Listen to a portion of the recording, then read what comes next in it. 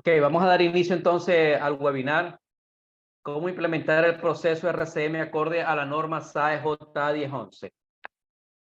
En este webinar quiero mostrar de manera muy resumida lo que contempla el proceso de RCM acorde a este estándar. Hay otros estándares como el 60300-3-11 que también habla de cómo se debe implementar el proceso RCM. En este sentido, yo he decidido, y en base a mi experiencia, seleccionar la SAE J1011 como el estándar que nos permite tener como guía el paso a paso para lograr al final lo que nosotros buscamos en nuestras organizaciones, que son los planes de mantenimiento. Como una pequeña introducción, puedo comentarles que los planes de mantenimiento en las organizaciones generalmente están desactualizados porque sencillamente se hicieron en base a recomendaciones de fabricantes, se hicieron hace tiempo basándose en opinión de expertos o juicio de expertos, y eso se quedó en el tiempo. No se han actualizado. Han ocurrido nuevos modos de falla y no han sido colocados en el plan de mantenimiento para mejorarlo en el tiempo. Y eso ha generado en muchas organizaciones cierto nivel de confusión en cuanto si debo continuar un tiempo más con este plan de mantenimiento o ya es el momento de hacer una revisión. Y básicamente allí es en lo que me he dedicado durante los últimos 5 años, en aplicar lo que es la asesoría directa a las organizaciones desde el paso cero de llevar a cabo toda la implementación del proceso y lo que sería ya la revisión. Una vez que ya los planes están cargados en el sistema de gestión de mantenimiento, como por ejemplo SAP, evaluar qué está pasando, cuáles son los resultados que estamos obteniendo y adicionalmente a esto, como un valor agregado, lo que sería la evaluación de la confiabilidad. Porque es cierto que nosotros cuando pensamos en elaborar planes de mantenimiento, lo hacemos en el sentido de buscar mejorar la confiabilidad operacional de nuestros procesos productivos. En este sentido, las organizaciones tienen equipos críticos para ellos, llamados críticos o altamente mejorables, y están viendo que esos equipos, la tasa de falla se está incrementando en el tiempo y cómo nosotros podemos mejorar la confiabilidad. Y la primera acción es evaluar el plan de mantenimiento para ver si estamos dando la dosis de mantenimiento necesaria para que esos activos físicos puedan continuar desempeñando la función para la cual fueron adquiridos. Entonces, de manera introductoria, quiero comentarles lo que es este webinar sobre lo que es el proceso del RCM acorde a este estándar.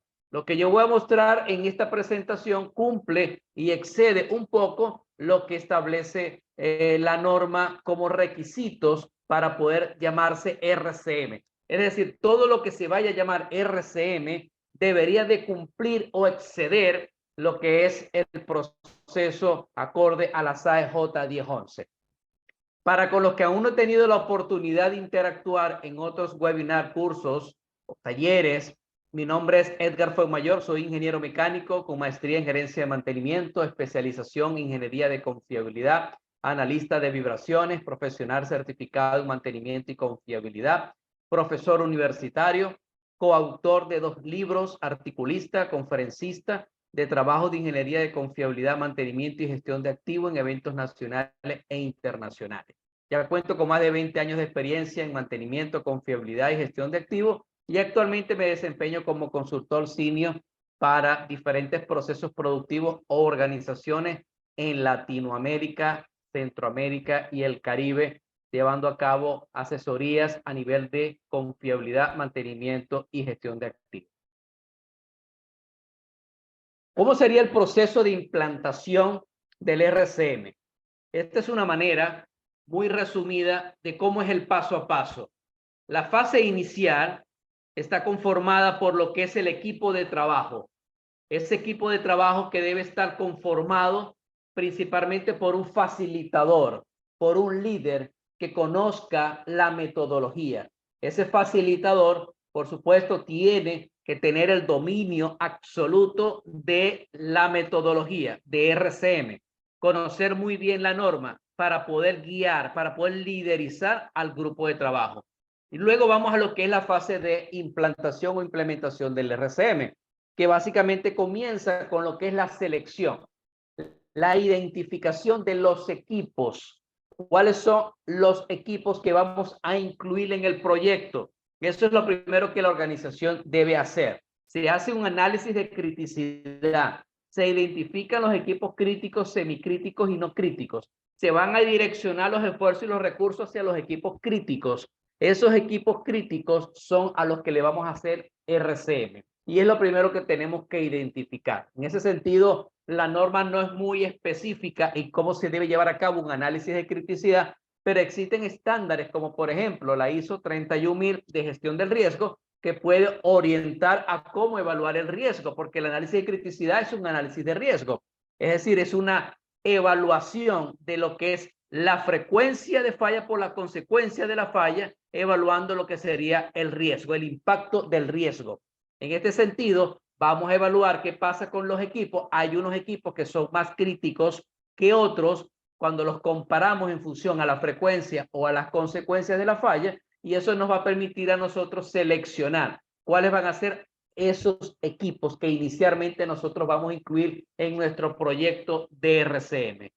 No es posible de manera inicial incluir todos los equipos que estén instalados en la planta, simplemente porque los recursos son finitos. Pero una vez que vamos avanzando en ese proceso, nosotros podemos ir incluyendo equipos nuevos para poder evaluarlos, para poder entonces diseñarle su plan de mantenimiento acorde a lo que es la metodología del RCM. RCM es una metodología sistemática, estructurada, disciplinada, holística, que me permite a mí llevar de paso a paso hasta obtener el resultado final, que es el plan de mantenimiento, y luego ir a lo que es la implementación, porque no termina solamente con definir las tareas.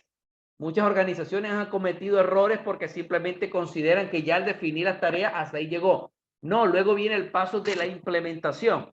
Vamos a llevarlo, vamos a cargarlo en el sistema de gestión de mantenimiento, piense a SAP, Máximo o cualquier otro sistema de gestión de mantenimiento que tenga la organización. Vamos a implementarlo allí, vamos a cargarlo y vamos a comenzar a evaluar los resultados que estamos obteniendo. Ahí es cuando vamos a tener la retroalimentación de ese plan de mantenimiento, si de verdad está atacando los modos de falla que fueron considerados, si la tarea que está siendo cargada, que está siendo realizada, está orientada a los modos de falla correctamente, si la frecuencia inicial que se estableció es la correcta o tenemos que calibrarla, alargarla o acortarla. Es decir, ahí viene el proceso de calibración, de ajuste de ese plan de mantenimiento centrado en la confiabilidad. Entonces, una vez que hemos definido los equipos, ya sabemos que son 20, 10, 15, los que correspondan, ya la organización, la gerencia definió cuáles son los equipos, ahora vamos a comenzar como lo establece la norma. Primero definiendo lo que es el contexto operacional, las circunstancias bajo las cuales el activo físico va a desempeñar sus funciones, ese contexto operacional, las funciones primarias y secundarias. Luego nos vamos a la manera como se pierden las funciones, que es la falla funcional. La falla funcional, que es la pérdida de la función primaria o la función secundaria. Luego vamos a ver cuáles son las causas que generan esa falla funcional, que son los modos de falla, que yo defino que es la columna vertebral. La parte medular de este proceso es los modos de falla. Luego van a ver los efectos, es decir, qué ocurre o qué sucede cuando se da una falla funcional, que son los efectos de la falla. Y luego vamos a las consecuencias. Esas consecuencias que podemos evaluarlas como fallas ocultas o fallas evidentes, impacto a la seguridad del ambiente, impacto a las operaciones o no operacionales. Es decir, esas categorías de las consecuencias, que en base a esa categoría o clasificación de las consecuencias, nosotros podemos direccionar las estrategias de mantenimiento o las políticas de manejo de falla como lo define el estándar. Esto es básicamente el proceso de implementación del RCM. Esto es una manera de cómo se debe llevar a cabo el proceso de RCM, cumpliendo con lo que es el estándar SAE J1011. Acá vemos entonces el paso a paso. El estándar me define que son 7 preguntas. Esas 7 preguntas son las que yo les voy a ir ahora describiendo de manera resumida cómo se deben entonces afrontar, partiendo de lo que es el contexto operacional, que el estándar no lo reconoce. Y el libro de John Mubrath, RCM2, no lo define como una pregunta, pero el libro de RCM3 sí dice que hay una primera pregunta que no es la función, sino es el contexto operacional. Y eso es una mejora que se obtuvo de la revisión del RCM2 y sale lo que es RCM3 de la empresa Aladon, donde dice que la primera pregunta debe ser el contexto operacional, porque hay que darle la importancia que merece el contexto operacional, que son las circunstancias bajo las cuales opera o va a operar el activo físico. Entonces, por eso es que la separa y dice que la primera pregunta es el contexto operacional y luego lo que serían las funciones. Hablando entonces de lo que es el paso número 1, en el proceso que acabo de describir, antes de entrar a las preguntas del RCM, está lo que es el equipo de trabajo, el equipo multidisciplinario, y la conformación básica es a través de un experto, un facilitador de la metodología, que es la persona que va a liderizar el grupo de trabajo. Esa persona tiene el dominio de la metodología y tiene experiencia no solamente en la parte teórica, conceptual, sino en la parte práctica, en la implementación, en lo que serían los detalles, los errores que pudiesen cometerse, ya esa persona los ha vivido y puede orientar al equipo de trabajo para que no se cometan esos errores. Ese equipo de trabajo también tiene que estar conformado por operaciones, mantenimiento, ingeniería del proceso, esas personas que son especialistas o expertos en un área específica, como por ejemplo corrosión, soldadura o algún otro proceso relacionado al activo que estamos estudiando. Porque eso nos va a permitir a nosotros identificar, señores, lo más importante que son los modos de falla. Y no me cansaré de repetirlo durante este webinar, la importancia que tienen los modos de falla. El modo de falla, que es la causa o es cualquier evento que causa una falla funcional, así lo describe el libro de John Mubrath, que es cualquier evento que causa una falla funcional. Entonces es importante identificar los modos de falla y su mecanismo de deterioro, ese mecanismo que puede permitir que se dé ese modo de falla. Eso es importante que lo consideremos. Entonces, este equipo de trabajo, que es multidisciplinario, lo vemos entonces que va a estar mezclado con varias especialidades. Y esas especialidades pueden verse en algún momento que pueden cambiar. Y eso va a depender de los activos que estemos estudiando. Un experto, por ejemplo, en bomba centrífuga, estamos estudiando las bombas, los modos de falla de las bombas, la falla funcional de las bombas, tenemos un experto allí en bombas. Pero cuando ya estamos evaluando otro activo, como por ejemplo motores eléctricos, turbinas, compresores o cualquier otro equipo o activo físico que esté instalado, ya tenemos que recurrir a ese especialista para que nos alimente, para que nos dé la información de acuerdo a su experiencia vivida sobre los diferentes modos de falla que ha presenciado durante su relación laboral. Entonces ya eso nos permite a nosotros poder entonces tener una lista lo más amplia posible de los modos de falla que están siendo prevenidos actualmente, los que no han ocurrido actualmente, pero que pueden ocurrir. Hay una alta posibilidad de que ocurran. Y de los que ya ocurrieron, también debemos evaluarlo. ¿Ok? Hay que evaluarlo. Ya ocurrieron, pero es posible que vuelvan a ocurrir. Es importante evaluar la factibilidad para poder entonces incluirlo y inmediatamente seleccionar una estrategia de mantenimiento para ese modo de falla. Eso es básicamente lo que tiene como responsabilidad principal el equipo de trabajo.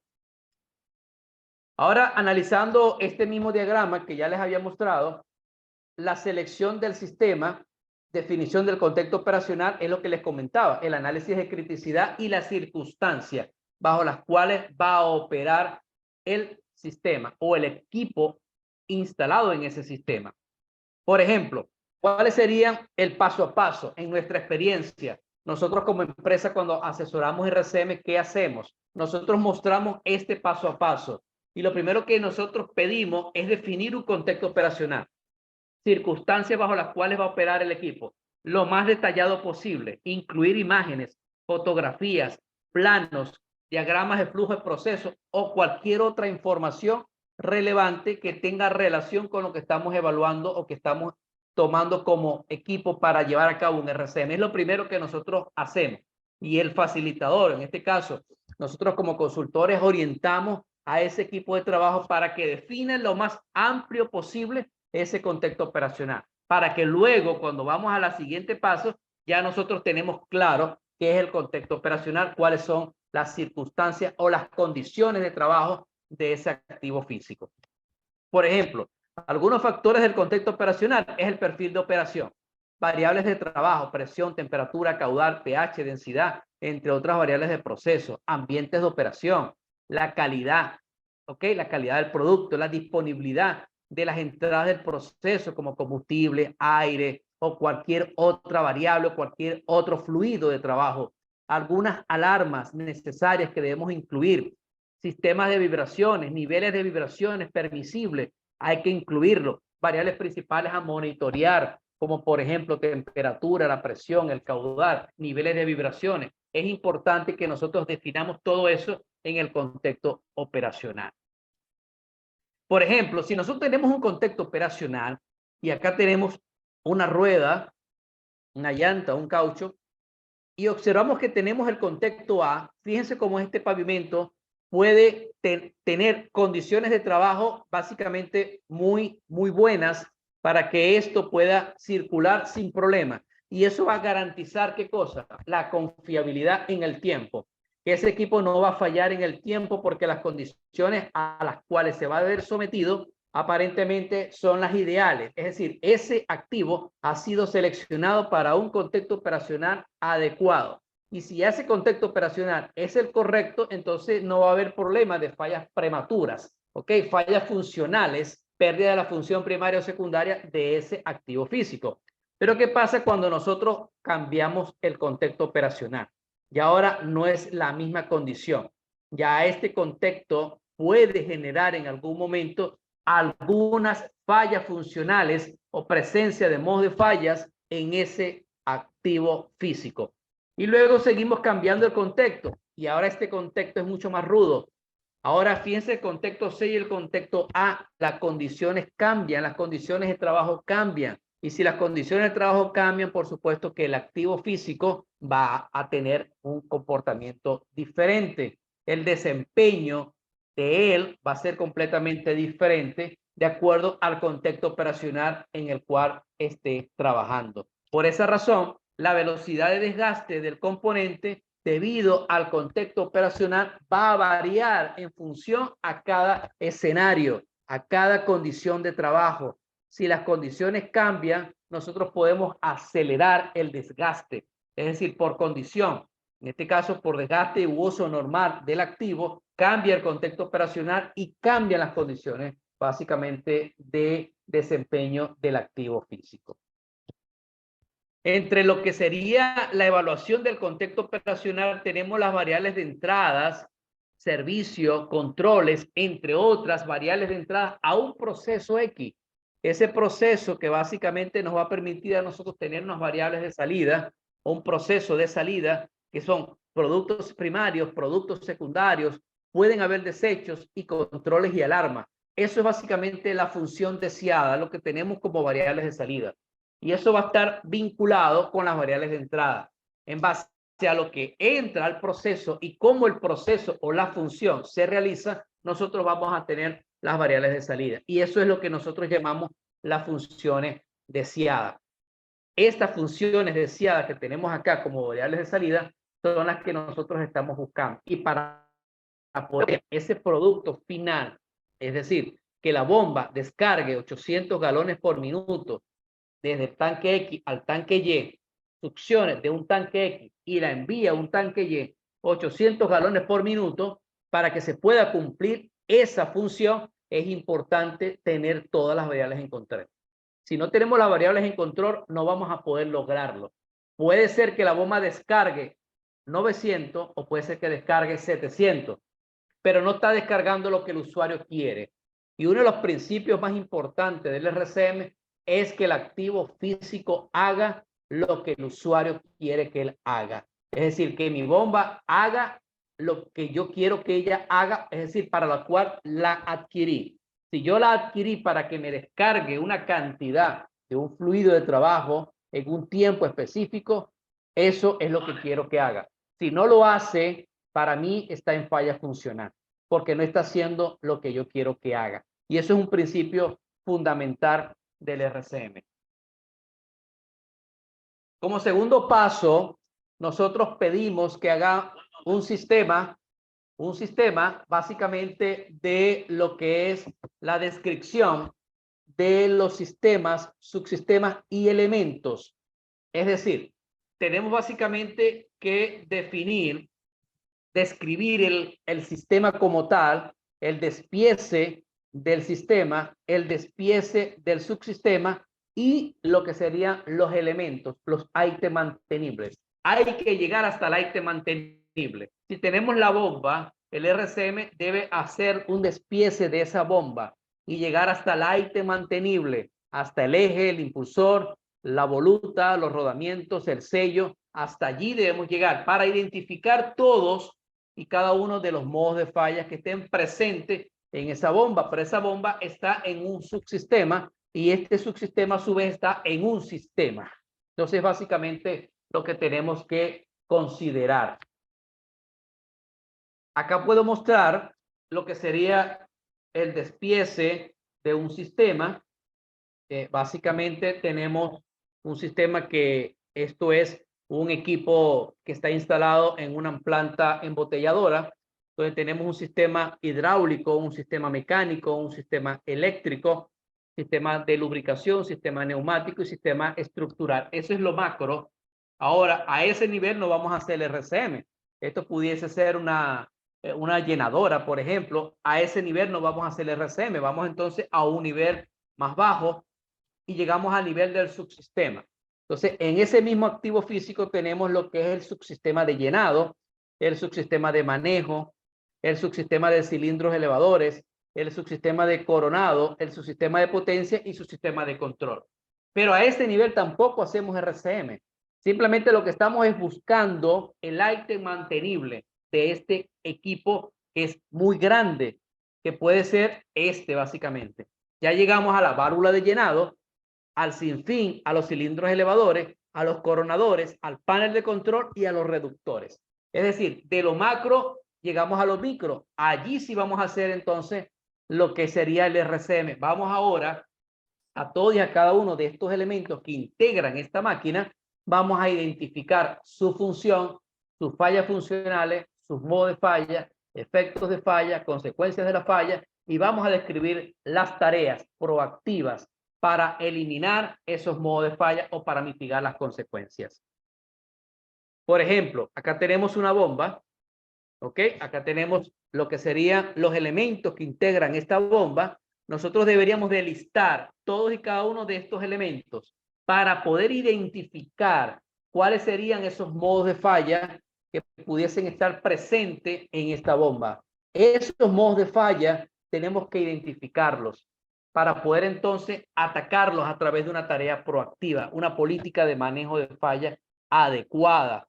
Esos modos de falla es importante, y lo voy a comentar cuando llegue ahorita allí al tema de modos de falla, que esos modos de falla, aunque estén colocados en el plan de mantenimiento actual, tenemos que validar que se tenga una tarea proactiva, porque en ocasiones nos hemos encontrado, la experiencia nos indica, que muchas veces en los RCM ahí están los modos de falla, pero no hay una estrategia de mantenimiento proactiva cargada en el sistema para esos modos de falla.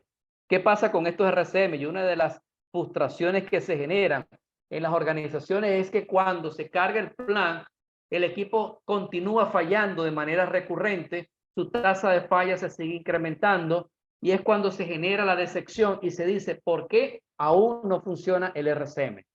RCM, hay una anécdota que dice que es un monstruo consumidor de recursos, de sus siglas, pero básicamente es porque hay que obtener mucha información. Un RCM no se hace de un día para otro. es un proceso, por eso se define como un proceso. Hay que reunir mucha información para lograr que en el tiempo esté calibrado. Por eso se hacen revisiones cada cierto tiempo para evaluar la confiabilidad del activo, para ver cómo se está implementando, cómo se están llevando a cabo las estrategias, si de verdad están dando resultados, si la confiabilidad está mejorando en el tiempo. Por eso que es básicamente una mejora continua. El proceso de RCM es una mejora continua. Luego de tener el contexto operacional definido, los sistemas, subsistemas y los elementos, ya tenemos básicamente a dónde vamos a elaborar el RCM, vamos a definir las funciones. ¿Y cómo se definen las funciones? Según John Murray, en su libro de RCM2, dice que una función principal o primaria se define a través de un verbo en infinitivo, un objeto y un patrón de desempeño. El verbo, básicamente, para una bomba, pudiésemos definirla como bombear. ¿Bombear qué cosa? Vamos a bombear agua. Vamos a bombear agua. En este sentido, bombeamos agua, que sería el objeto, y luego tenemos el patrón de desempeño.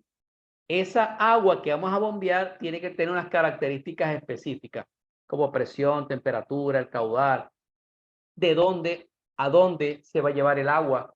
Entonces, esa es la función primaria. Ahora también tenemos que evaluar las funciones secundarias. ¿Puede tener más de una función primaria? Sí, puede haber más de una función primaria.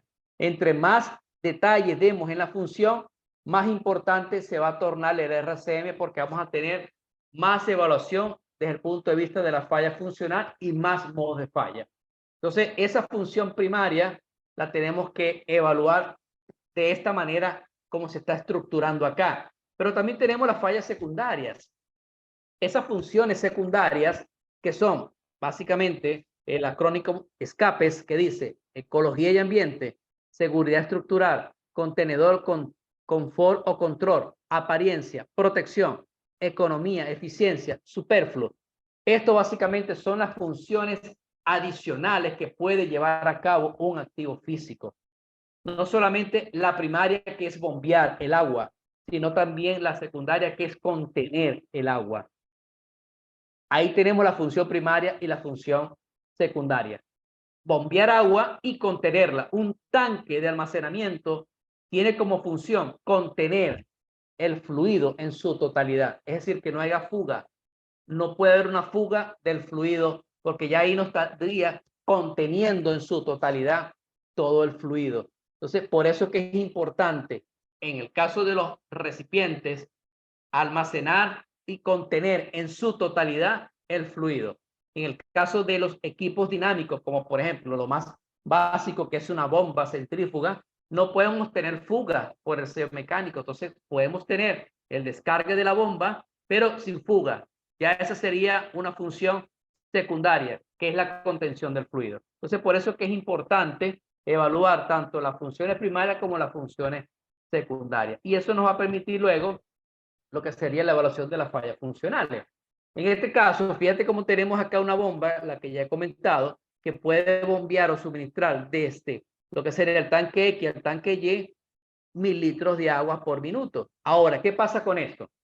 Pretendemos nosotros con RCM que el equipo nos dé más de lo que por diseño puede dar. Y esto es algo que generalmente ocurre, señores, lo que es el deterioro. Los activos físicos, desde el punto de vista de ingeniería, son diseñados para descargar cierta capacidad. ¿Qué pasa con ellos? Lo que es el esfuerzo resistencia. Ellos están en capacidad de resistir un esfuerzo específico. Cuando ese esfuerzo, por condición natural de resistencia de materiales, cuando ese esfuerzo sobrepasa lo que por condición de diseño es capaz de resistir, hay lo que es la falla funcional, la pérdida de la función primaria. Hay una ruptura, básicamente falló, hay un colapso. Eso se puede dar por diferentes razones. Puede ser brusco o puede ser prácticamente que en el tiempo, se va prolongando en el tiempo, en el sentido del deterioro, se va acumulando el deterioro hasta que llega un momento que se da el colapso.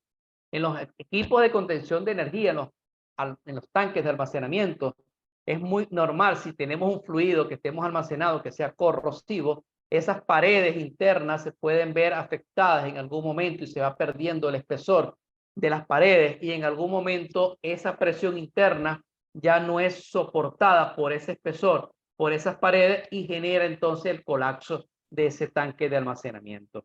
Entonces, por eso que es importante, es cuando sean las fallas funcionales y es cuando decimos que colapsó, hay una falla. ¿Por qué? Bueno, porque sencillamente no se hizo un monitoreo de la condición en el tiempo. Ese monitoreo de evaluar las mediciones de los espesores para esos recipientes, o en el caso de equipos dinámicos, evaluar los niveles de vibraciones en el tiempo, si se están incrementando, cómo está el nivel de vibración con respecto a la última medición, se está incrementando, cuáles son los picos espectrales que tenemos en el espectro de vibraciones. Es decir, un análisis del comportamiento, de la salud del activo. Eso tenemos que evaluarlo. Y para ello está lo que es el margen de deterioro. Si eso supera, si el desempeño deseado supera la capacidad inicial, estamos en presencia de una falla funcional. Veamos entonces lo que son las fallas funcionales. Esas fallas funcionales que básicamente si lo mostramos en la curva, que es el proceso de desarrollo progresivo de la falla, el desarrollo progresivo de la falla, desde el momento que se muestra en la primera falla, que la llamamos falla potencial, en el caso de los equipos dinámicos que estamos evaluando el intervalo PF, la falla potencial, y luego sigue incrementando, sigue deteriorándose hasta que llega a una falla funcional, donde ya básicamente el equipo sale de operaciones. Entonces, en ese proceso, desde el inicio de la falla, la evaluación de la falla, las manifestaciones, hasta que llega a una falla total del equipo, es lo que se conoce como el desarrollo progresivo de la falla. Y esa falla funcional es total o parcial. Es decir, esa falla funcional puede ser un incumplimiento de la falla primaria, de la función primaria, perdón, o de la función secundaria. Puede ser total o puede ser parcial. Eso es básicamente lo que tenemos que considerar al momento de evaluar las fallas funcionales, si va a ser total o va a ser parcial. Luego llegamos a la columna vertebral del proceso, los modos de falla. ¿Qué vemos en los modos de falla? Un modo de falla, como ya se los he descrito, es cualquier evento que causa una falla funcional. Hay dos definiciones. Una de RCM, como está en la SAE J1011, que es cualquier evento que cause una falla funcional, y otra que es la que tiene la ISO 14224. Entonces, hay que tener mucho cuidado cuando estemos evaluando la definición de los modos de falla. Si nos vamos a ir por la SAE o nos vamos a ir por la ISO 14224. En este sentido, como la SAE es un estándar que fue creado para RCM, yo me inclino a la definición de la SAE J1011 y es lo que nosotros recomendamos. Irnos a través de la SAE J1011 porque es lo que está descrito, es lo que está autorizado para llevar a cabo un proceso de RCM. Entonces, el modo de falla, que se define como la causa de la falla funcional, puede darse por diferentes razones. Pueden haber diferentes modos de falla. Ahora, ¿hay que listarlos todos? Todos hay que listarlos. Y por eso se hace más extenso aún el proceso de RCM. Y ahí es donde viene básicamente cuando los equipos de trabajo ya no continúan, ya se desaniman porque es tanta la información que deben manejar que en algunos casos hay que ir llevando el grupo, hay que motivarlo para que no desmayen y continúen ubicando la información. Porque deben listarse todos los modos de fallas que han ocurrido, los que están siendo prevenidos y los que posiblemente puedan ocurrir. Por ejemplo, tenemos una falla que se generó a través de ¿qué? Hay una fuga. Tenemos el modo de falla, que es un evento único que causa una falla funcional, como lo acabo de describir. Esa es la descripción de un evento que causa una falla funcional. Tenemos los modos de falla, tenemos la causa de la falla, muchas veces tienden a confundirla, por una causa de la falla puede ser desgaste, malas operaciones, materiales inadecuados, entre otros. Tenemos los mecanismos de las fallas, que puede ser corrosión, erosión, puede ser fractura, abrasión, deformación, entre otros. Entonces, fíjate cómo tenemos el mecanismo de la falla y tenemos el modo de falla. Hay que ubicar esa fuga, ¿por qué se dio? Por corrosión, por erosión, por abrasión, por una fractura o una deformación.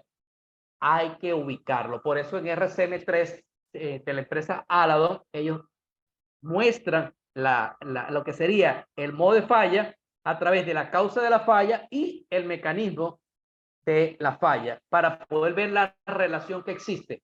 Este modo de falla lo está dividido por lo que sería la causa y por lo que es el mecanismo de la falla. Y eso es lo que nos muestra el modo de falla.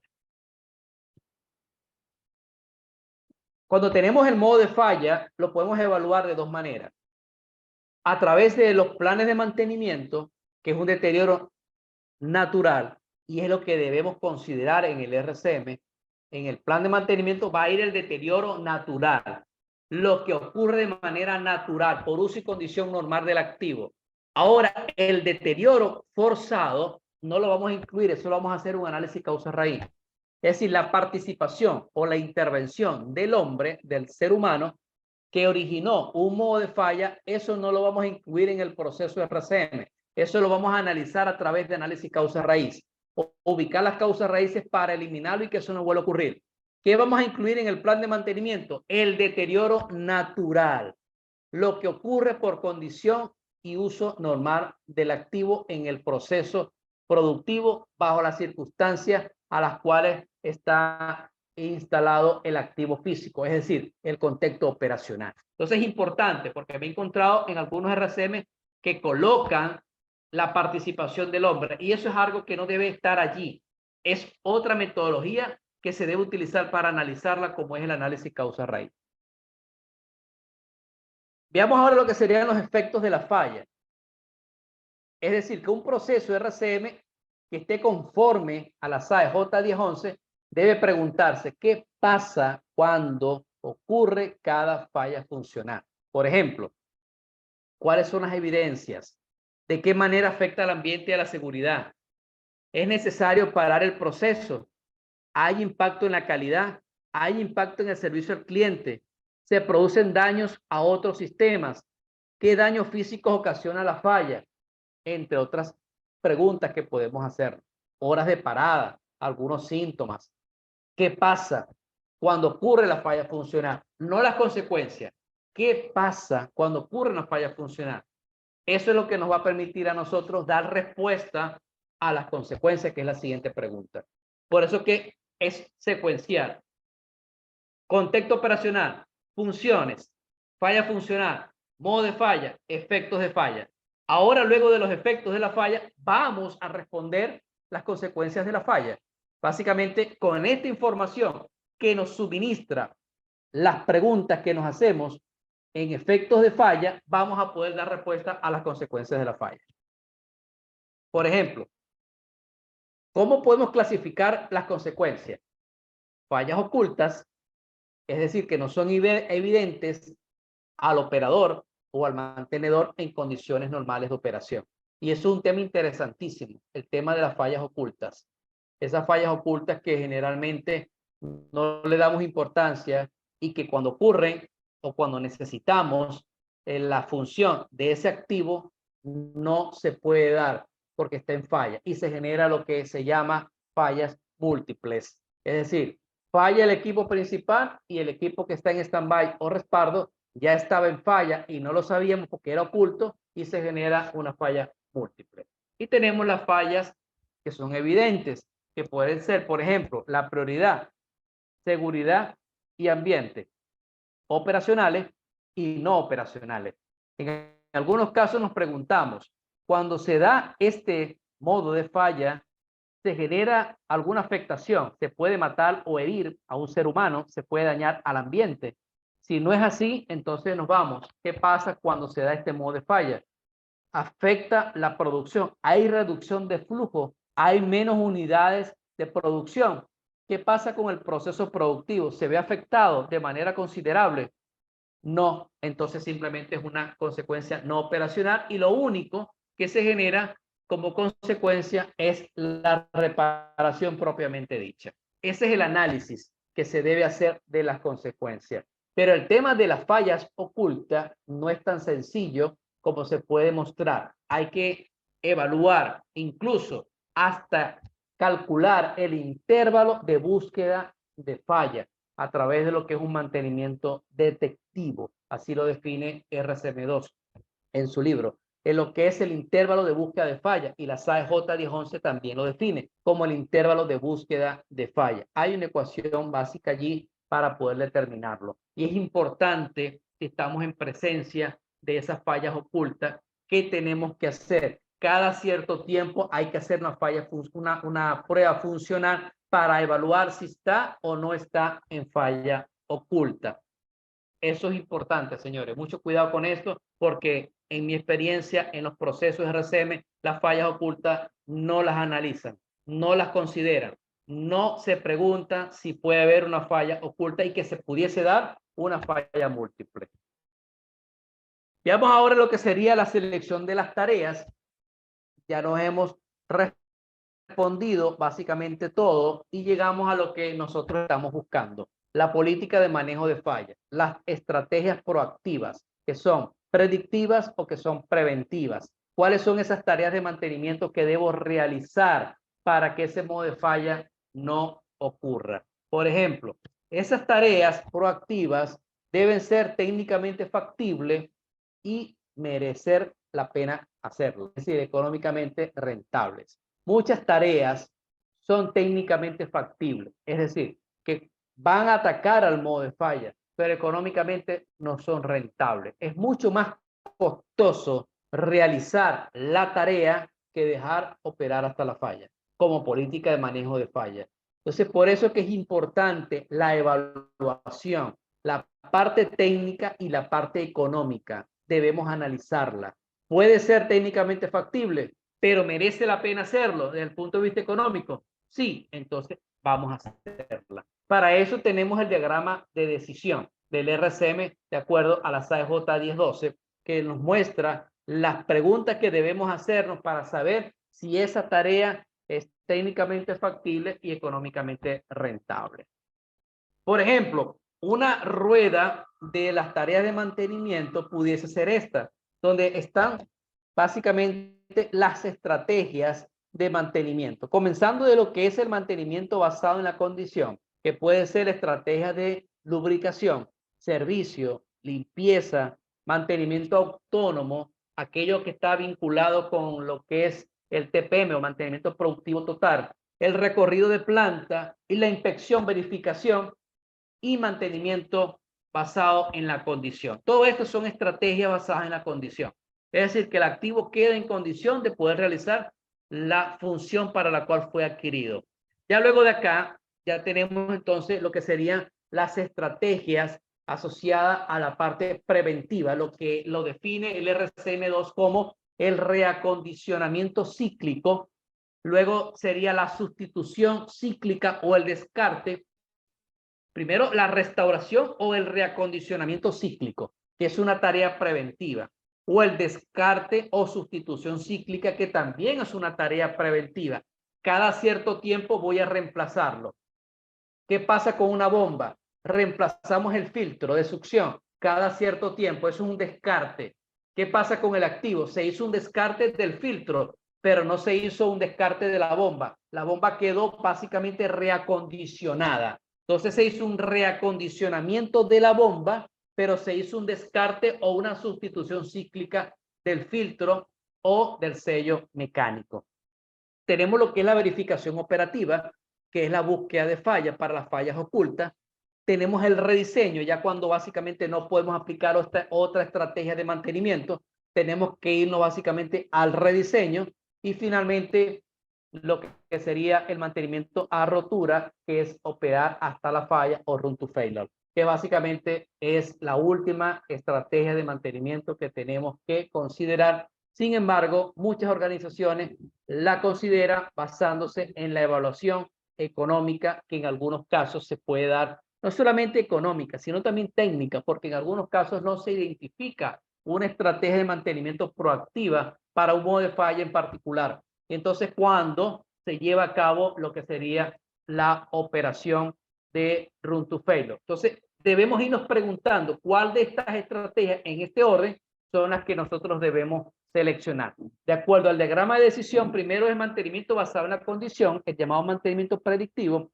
luego el mantenimiento preventivo y luego nos vamos a lo que sería el rediseño o finalmente a la run to failure. Básicamente eso sería la rueda de las tareas de mantenimiento. ¿Cómo nosotros podemos describir una estrategia de mantenimiento? Y esto lo dejo básicamente aquí porque me llama la atención que muchas veces las estrategias de mantenimiento no son redactadas de la manera correcta. Esto es una propuesta nuestra como empresa y nosotros recomendamos que sea a través de una acción, un verbo, un objeto, una ubicación, un método o una herramienta y una medida patrón. Esta debería ser la estructura gramatical de cómo debería de redactarse una estrategia o una tarea de mantenimiento. Por ejemplo, inspeccionar, esa es la acción. La hendidura del rodaje, que es el objeto, de la llanta, observando un máximo, ahí tenemos un método, de desgaste mayor a 1.6 milímetros de altura con respecto al elemento indicador. Esto es la redacción de una tarea. Inspeccionar la hendidura del rodaje de la llanta observando un máximo desgaste mayor a 1.6 milímetros de altura con respecto al elemento indicador. Esto es una manera correcta de cómo nosotros podemos redactar una estrategia de mantenimiento, ya cuando estamos en la definición de las estrategias de mantenimiento. Veamos ahora, ya esto es un plus, esto no está contemplado en la SAE, nosotros lo ofrecemos como un plus, algo adicional y en mi experiencia muy personal tengo mucho tiempo, más de 10 años, elaborando, desarrollando herramientas basadas en el modelo de decisión costo-riesgo. Y para el tema de la frecuencia, y lo quise colocar acá a propósito porque es una de las tantas preguntas que me hacen, es ¿cómo defino la frecuencia? La frecuencia es óptima y es una respuesta que muchas veces muchas personas no la logran entender, sino a través de esta explicación. El modelo costo-riesgo, modelo de decisión costo-riesgo, que básicamente lo que nos permite es buscar no el balance, sino básicamente la relación que existe entre el costo de hacer una tarea de mantenimiento y el costo de no hacer una tarea de mantenimiento. ¿Qué pasa cuando hago la tarea y qué pasa cuando no hago la tarea? Y eso es lo que quiero mostrarles. Tenemos una curva que disminuye en el tiempo, que es el costo de la acción de mantenimiento propuesta, modelado a diferentes frecuencias. A medida que yo voy postergando la acción de mantenimiento, ¿qué va a pasar con el costo anual de mantenimiento? Va a disminuir. Cada vez que yo voy postergando, es decir, hago menos mantenimiento en el año, el costo del mantenimiento anual es menor. Pero ¿qué pasa con el costo de no hacer? El riesgo va a incrementarse. Si yo voy postergando la acción de mantenimiento, hay más probabilidad de falla y por ende el riesgo se incrementa. ¿Qué pasa con esto? ¿Dónde debo hacer yo el mantenimiento? Generalmente, cuando hago esta pregunta me dicen que la intersección de las dos curvas, y eso es falso. La intersección de las dos curvas lo que me indica es el punto de equilibrio. En ese punto, el costo de hacer y el costo de no hacer es el mismo. No es el punto óptimo. El punto óptimo es la suma punto a punto de estas dos primeras curvas y el punto de inflexión o el punto más bajo de esta tercera curva me indica cuál es el punto óptimo. No debemos hacer mantenimiento antes del punto óptimo ni después del punto óptimo. Antes el costo es muy alto, luego el riesgo es muy alto. En el punto óptimo, ahí es donde debemos llevar a cabo la acción de mantenimiento que estemos evaluando. Esto es algo que de manera inicial no se pretende que se incluya en un proyecto de RCM. Ya el proceso de RCM como tal es bastante extenso como para sumar esto.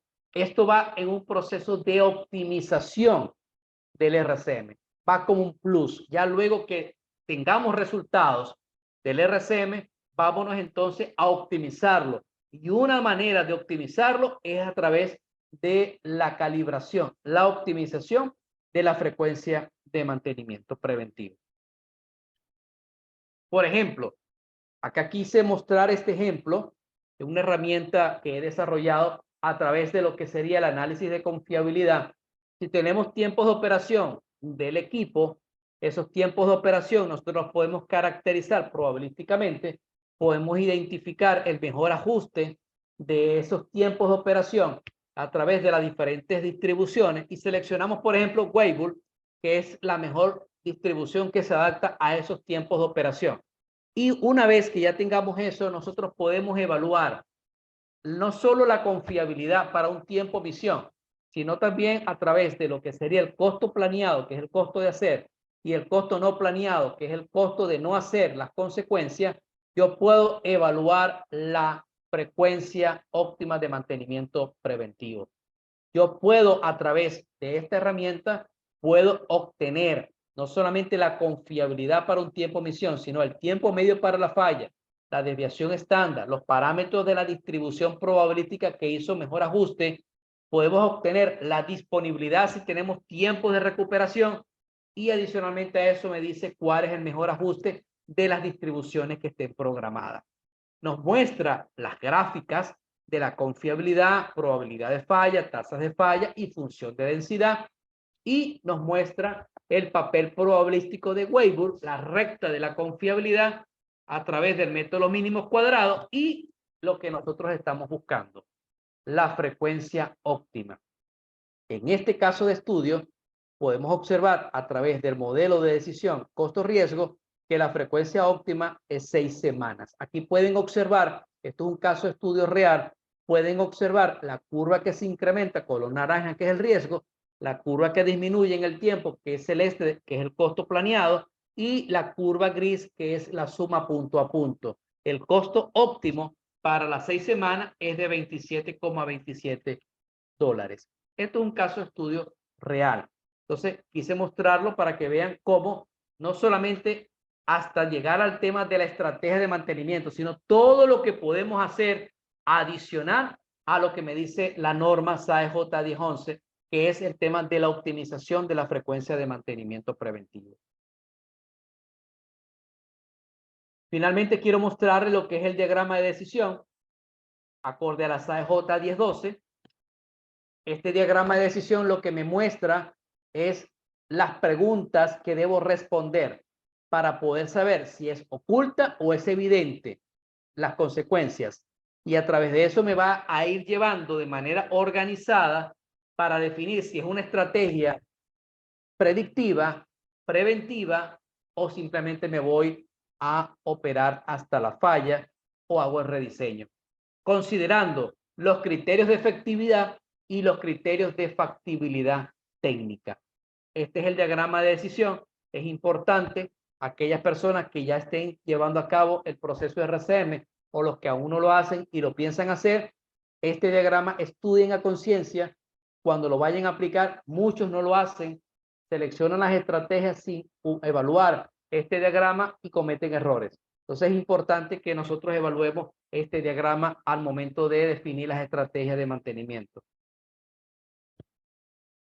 Finalmente, respetando derecho de autor, quiero mostrar lista de bibliografías recomendadas, autores reconocidos en el área de RCM, como por ejemplo, tenemos la SAE J1011, tenemos la ISE 60300-3-11, tenemos el documento que es donde nació básicamente todo esto en el 1978, Nolan y Heap, en su primer reporte, que se considera que es el primer libro de RCM. Estos ingenieros elaboraron el primer RCM en la industria aeronáutica. Allí está como referencia, está disponible el número de reporte. Está el libro de John Mubra en 1997 como RCM2. Es lo que se considera, en mi punto de vista muy personal, lo más importante que hay en RCM es el libro de John Mubra. De hecho, la SAE J1011 menciona a este libro como referencia. Hay otros autores que están acá en esta lista y muchos más que no los coloco, pero que también son valiosos que puedan consultar para poder ampliar todo lo que tenga relación directa con el RCM. Y finalmente, por su atención, muchas gracias. Acá está mi contacto, mi correo corporativo, mi correo personal. Cualquier duda, cualquier consulta, estoy a la orden para aclararla. Muchas gracias.